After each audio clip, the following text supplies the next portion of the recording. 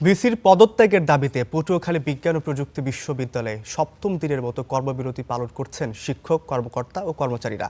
এতে স্থবির হয়ে পড়েছে বিশ্ববিদ্যালয়ের প্রশাসনিক ও একাডেমিক কার্যক্রম।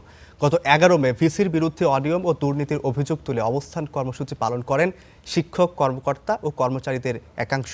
এ সময় ভিসির পক্ষ থেকে বহিরাগতদের হামলার অভিযোগ ওঠে। ওই হামলায় প্রতিবাদে আন্দোলনে নামেন শিক্ষক ও কর্মচারীরা। এদিকে টানা কর্মবিরতির কারণে ব্যাহত হচ্ছে শিক্ষা কার্যক্রম, স্থবির হয়ে পড়েছে প্রশাসনিক কার্যক্রমও।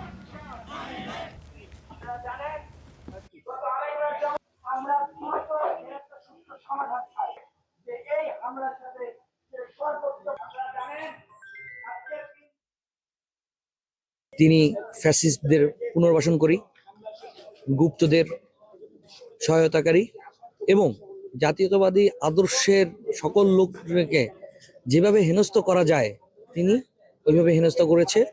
আমি তাকে বলবো তিনি ভণ্ড, প্রতারক।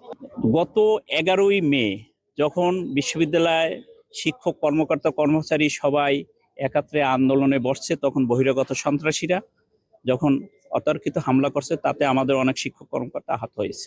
তার প্রতিবাদে আমরা সমস্ত কর্মকর্তা একত্রিত হয়ে একটা মিটিং করছি এবং মিটিংয়ে সবাই সিদ্ধান্ত নিয়েছে যে ভিসির অপসারণ চাই এবং ভিসিকে পদত্যাগ করতে হবে।